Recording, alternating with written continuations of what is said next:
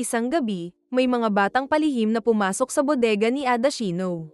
Doon, nakita nila ang maraming kakaibang bagay, isa na rito ang isang napakagandang inkstone. Ang inkstone ay isang makinis na batong ginagamit bilang plataporma para gilingin at tunawin ang solidong tinta gamit ang kaunting tubig.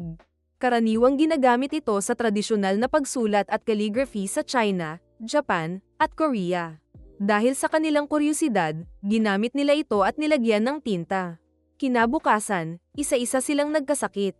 Ang kanilang mga katawan ay unti-unting lumamig nang hindi maipaliwanag. Habang sinusuri sila ni Adashino, inamin ng isang bata na pumasok sila sa bodega at ginamit ang inkstone. Alam niyang hindi ito pangkaraniwang sakit, kaya tinawag niya si Ginko upang imbestigahan ito. Dumating si Ginko, ngunit hindi niya agad matukoy kung anong uri ng mushi ang dahilan ng pagkakasakit ng mga bata. Maging ang nagbenta ng inkstone kay Adashino ay walang alam tungkol dito. Kaya't naglakbay si Ginko upang hanapin ang gumagawa ng inkstone. Dumating siya sa tahanan ni Tagane, isang gumagawa ng inkstone. Agad nitong nakilala ang bato at sinabi na matagal na niya itong hinahanap.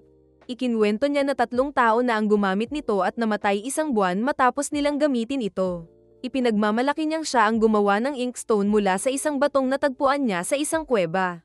Ngunit 1 buwan matapos gamitin ng kanyang kasintahan, unti-unti itong nanlamig at namatay. Dahil sa trahedyang ito, tumigil na siya sa paggawa ng inkstone.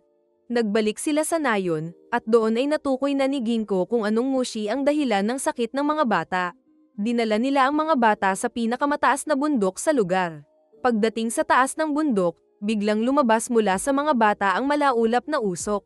Ipinaliwanag niya na ang mushi na ito ay kumohami, isang nilalang na kumakain ng ulap at sanhi ng pag-ulan ng yelo. Dahil sa altitude, lumabas ang mushi sa kanilang katawan, kaya't bumalik sa normal ang temperatura nila. Gusto sanang sirain ni Tagane ang inkstone, ngunit tumanggi si Adashino dahil bahagi ito ng kanyang koleksyon. Nagbigay si Ginko ng mungkahi, gamitin ang inkstone upang ilabas ang natitirang mushi sa loob nito. Nang gawin nila ito, biglang bumuhos ang hailstone na sumire sa bubong ng ilang bahay. Nagpresenta si Tagane na bayaran ng pinsala, ngunit nag-alinlangan si Adashino kung paano niya iyon gagawin. Sa mungkahi ni Ginko, napaisip si Tagane. Maya-maya pa, nagdesisyon siyang ipagpatuloy ang kanyang sining. At sa wakas, bumalik si Tagane sa paggawa ng inkstone, sa pagkakataong ito, nang may mas malalim na pag-unawa sa kanyang sining.